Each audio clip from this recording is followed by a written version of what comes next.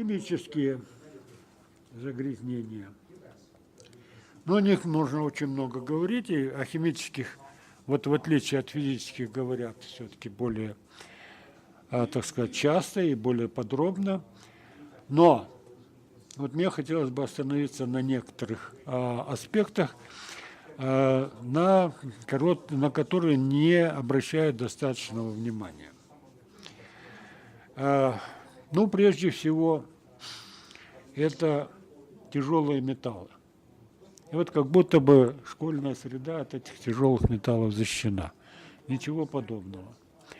Как вы себе, наверное, представляете или просто уже знаете по своему опыту, в школах, значит, используются строительные материалы, которые достаточно дешевые.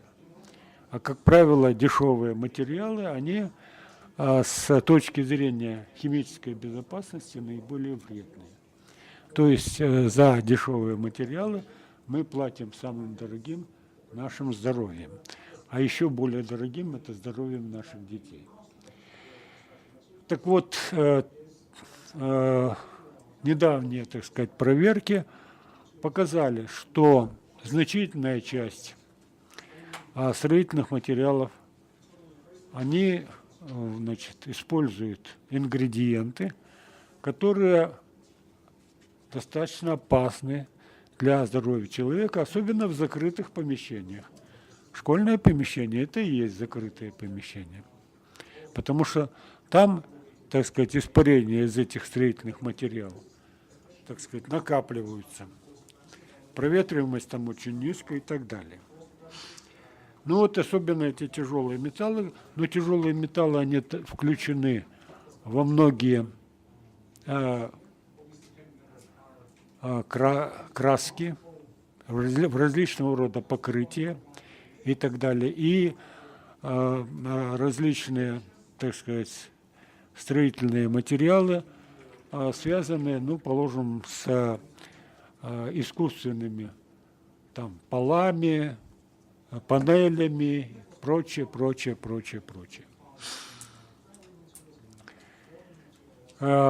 И вот необходимо, с одной стороны, все-таки, значит, контролировать эту ситуацию и, так сказать, не допускать применения в строительстве, там, в ремонте школ различного рода строительных материалов, которые... И уже существует целый список этих строительных материалов. Вот эти списки нужно знать и нужно проверять на наличие этих вредных веществ в строительных материалах и не допускать для использования в школах. Ну, а уже практически все пластмассы и синтетические органические соединения, которые очень широко сейчас используются, они все практически являются вредными веществами. Ну, например, те же уборщицы, для того, чтобы сделать пол чистенький, они используют огромное количество вот этих вот химических моющих средств, которые, значит, всячески рекламируются по телевидению, причем более идиотической рекламы трудно себе представить, как вот эти вот мыломоющие средства синтетические, там, положим, или мыломоющие средства, или же там дезинфицирующие, которые, положим, убивают в унитазе 110% микробов. Вот что такое 10% сверх 100? Это что? Тот микроб, который туда этот наливает, он и сам дохнет. Значит, человек сам те 10%, которые дохнут, ну и действительно дохнут. Даже если он не вылизывает после этого свой этот унитаз. Потому что это вообще, ну, просто полное безумие. Убивать микробов в унитазе. Но этим, так сказать, занимаются И считается это положим правилом. Все химические средства, так сказать, которые используются для вот этой чистоты, они чрезвычайно, и моющие средства, они чрезвычайно опасны и для человека, и для окружающей среды. Особенно вот опять же для детей. И 1 килограмм, положим, стиральных порошков делает непригодным для жизни, для вообще поддержания и для питья там, и так далее, вот около 100 литров воды. И причем в природе они разлагаются более 20 лет.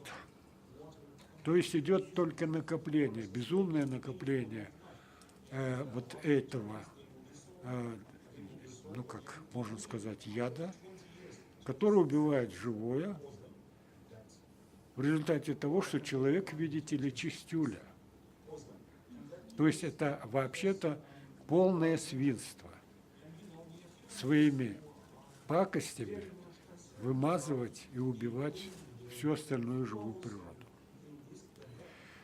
Вот я был на очистных сооружениях и видел, что вот из города притекает огромная масса воды, покрытая огромной пеной вот этих мыломоющих средств. Они проходят все стадии очистки. После этого вот эта очищенная вода, она спускается там в чу, и сверху вся эта пена. И я спрашиваю у этих людей, которые очищают, а почему пена? А по стандарту не положено вообще ничего с ней делать. Это не те загрязнители, от которых мы должны освобождать. Все. То есть это даже не пытаются чистить. И это, значит, попадает, слава Богу, не к нам, а в Казахстан. Мы же добрые люди, пусть они теперь там моются без всяких добавок в этом чу. То есть вот это вот, но это опять уже, это уже свинство по отношению к соседу. И у нас вообще все реки, а в среднем и нижнем течении, это в среднем они загрязненные, а в нижнем течении они уже загрязненные сверх всякой меры. Вот, пожалуйста, вам движение к чистоте. А вот в школе это абсолютно недопустимо, потому что это уже создает среду чрезвычайно опасную для детей, потому что они абсолютно беззащитны перед воздействием вот этих вот синтетических химических соединений. Но кроме того, это нужно иметь в виду, что нужно воспитывать также и родителей, которые используют вот эти вот моющие средства. Нужно начинать с себя тоже. Это я вам шепотом говорю. Которые, в общем-то, вредны. Почему? Опять же, тем же детям, потому что они не отмываются никогда до конца, и поэтому негативно воздействуют на кожу. Человек, вообще-то говоря, это не просто отдельное живое существо, а это симбиоз огромного количества живых организмов, живых видов. Только в кишечнике у нас несколько сот видов бактерий, да? И если они там плохо себя чувствуют или вымирают, то у нас что? Дисбактериоз, ужасная болезнь, да? А на коже у нас огромное количество тоже бактерий, и они чистят эту кожу. А мы начинаем потом надевать эту одежду, которая вымыта вот этой гадостью, которую называют моющими средствами. И вот от этой гадости у нас на коже подыхают все бактерии. И кожа начинает там всякой плесенью, зудом и чем только, какой гадостью только не покрываться. И в первую очередь это у детей происходит, потому что они не защищены. Вот в нашей семье никогда не применяли эти мыло-моющие средства. Никогда. Мылом. Обычное мыло. Сода, Обычное мыло. горчица. Раз. А несколько позже, ну как, вот хозяйственное мыло. Были раньше и порошки из хозяйственного мыла. А потом появились еще мыло-моющие средства последнего поколения. Это те которыми пользуются космонавты там на орбите. Они, конечно, дороже, но использование они не дороже, потому что расход очень небольшой. И потом, но за 30 лет неиспользования мыло-моющих средств я не стал уж таким грязнулей. Так что у меня собственный опыт, вот, ничего в доме не соприкасается. А? Конечно, ни в коем случае никакими этими гадкими вещами. Это загрязнение хуже всякой грязи. Ничего из этих веществ, которые могут повредить природе, не должно использоваться в быту. И тем более не должно использоваться в школе. Ну, и уже, так сказать, некоторые просто, может быть, и отвлечения, но детям надо внушать, что не нужно использовать никакие пластиковые мешочки, пластиковую посуду и все прочее.